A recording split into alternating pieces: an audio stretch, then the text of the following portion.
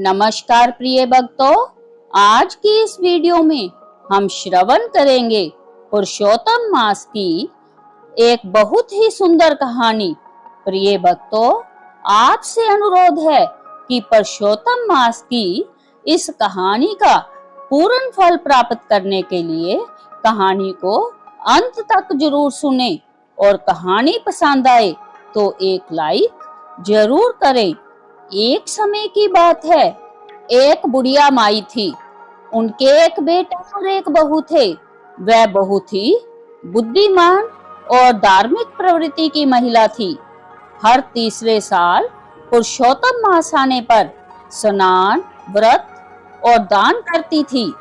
एक बार पुरुषोत्तम मास में उनके बेटे बहू ने उनसे कहा, माँ, तुम हर बार पुरुषोत्तम मास में स्नान, दान आदि करती हो, इसका कोई पुण्य भी मिलता है?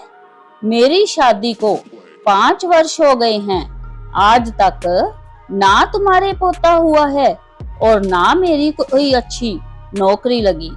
बूढ़ी अम्मा बोली, अब मैं पुरुषोत्तम भगवान से मिलकर पूछूंगी मेरे स्नान दान का पुण्य कब मिलेगा और अब मैं घर तभी वापस लौट कर आऊंगी।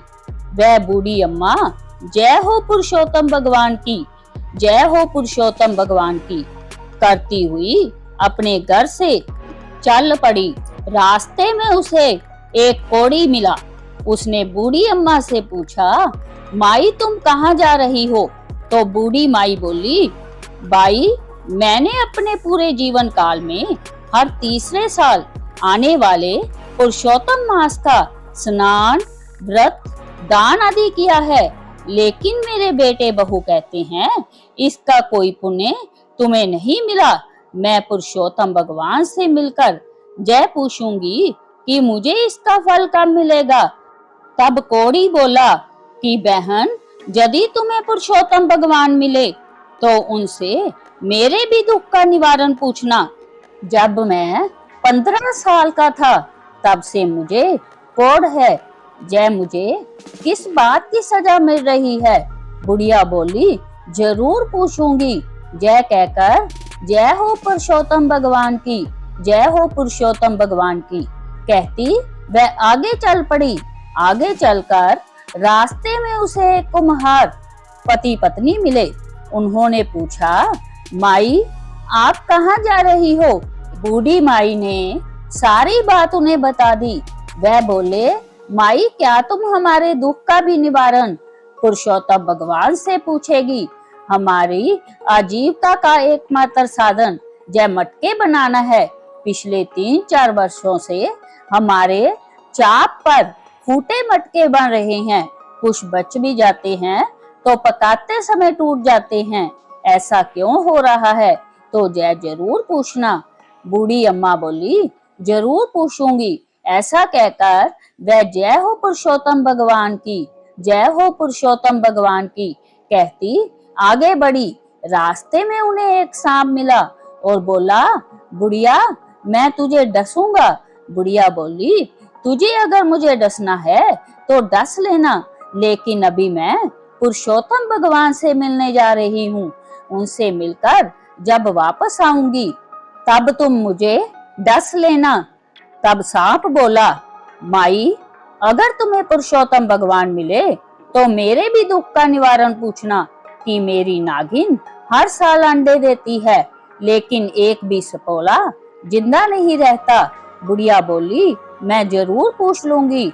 जय हो पुरुषोत्तम भगवान की, जय हो पुरुषोत्तम भगवान की कहती वह आगे चली गई तो उसे पेड़ के नीचे एक साधु महात्मा बैठे हुए मिले। उन्होंने पूछा, बूढ़ी माई, कहाँ से आई हो और कहाँ जा रही हो? तो बूढ़ी माई ने उन्हें अपने बेटे बहू के दिए तानों की सारी बात बताई। तब वह साधु बोले, बुढ़िया माई, क्या भगवान ऐसे ही मिल जाते हैं और मिलेंगे तो उन्हें पहचानोगे कैसे? तो बुढ़िया माई बोली, मैं उन्हें पहचान लूंगी। ऐसा कहकर बुढ़िया माई ने उन साधु महात्मा को प्रणाम किया और बोली, जय हो पुरुषोत्तम भगवान की। तब पुरुषोत्तम भगवान ने उसे दर्शन दिए और बोले, तुम्हें क्या चाहिए? वह बुढ़िया माई बोली, मुझे आपके दर्शन होते ही सब कुछ मिल गया, मुझे और कुछ नहीं चाहिए। पुरुषोत्तम भगवान बोले, जा बुढ़िया, तेरा कल्याण हो।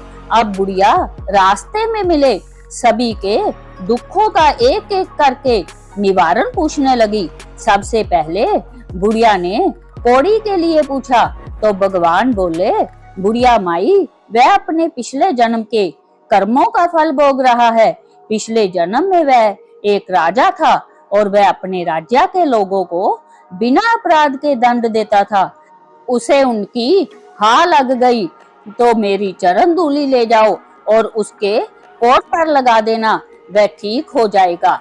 बुढ़िया माई ने कुम्हार के दुख का निवारण पूछा तो भगवान बोले, एक बार कुम्हार पति पत्नी के पास एक गरीब माता पिता अपनी लड़की के विवाह के लिए कलश लेने आए थे। पैसे न होने के कारण उन्होंने उसे कलश नहीं दिया।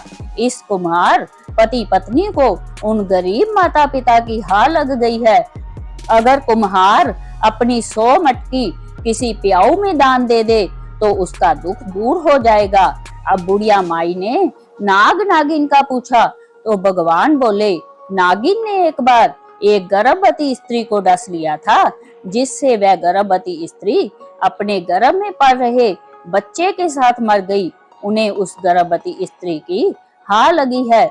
अगर जय नागिन अपनी अमृत मणि किसी गरीब को दे दे तो उन्हें बच्चा हो जाएगा। जय सुनकर बुढ़िया माई ने भगवान को प्रणाम किया तो भगवान पुरुषोत्तम अंतर्ध्यान हो गए। अब बुढ़िया माई ने भगवान के चरणों की धूलि अपनी साड़ी के पल्लू में बांध ली और सबसे पहले उस सांप से मिली। बुढ़िया माई को देखते ही सांप बोला, क्या हुआ माई, भगवान के दर्शन हुए क्या? बुढ़िया माई बोली, हाँ मुझे दर्शन हुए। सांप ने पूछा, तुमने मेरे दुख का निवारण पूछा? तो बुढ़िया माई ने सारी बात सांप को बता दी। तो वह बोला, माई मैं कोई गरीब व्यक्ति कहाँ से लाऊंगा, मेरे पास कोई डर के मारे नहीं आता। जय अमृत मणि तुम ही ले जाओ। ऐसा कहकर सांप ने वह अमृत मणि बुढ़िया माई को दे दी। बुढ़िया माई अमृत मणि लेकर अपने घर की ओर चल पड़ी तो रास्ते में उसे कुम्हार पति पत्नी मिले। उन्होंने पूछा, क्या तुम्हें भगवान के दर्शन हुए? हमारे दुख का निवारण पूछा तो बुढ़िया माई ने कहा कि मुझे भगवान के दर्शन हुए और मैंने तुम्हारे दुख का निवारण पूछ लिया है। और उन्होंने सारी बात उन दोनों को बता दी। वह बोले, हम आज ही 100 मटके एक प्याऊ में दान कर देंगे। अब वह आगे चली तो उन्हें वह कौड़ी मिला। कौड़ी बूढ़ी माई से पूछने लगा, क्या हुआ बहन, भगवान मिले? तो बूढ़ी अम्मा बोली, हाँ मुझे भगवान के दर्शन हो गए और मैंने तुम्हारे दुख का निवारण भी पूछ लिया।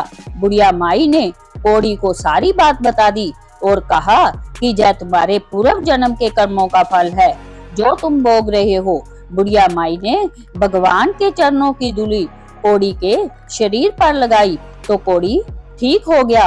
कौड़ी ने बुढ़िया माई को खूब धन दौलत दी और अब बुढ़िया माई खूब सारी धन दौलत और अमृत मणि लेकर अपने घर पहुंची तो उसने देखा कि उसका घर एक सुंदर मकान में बदल गया।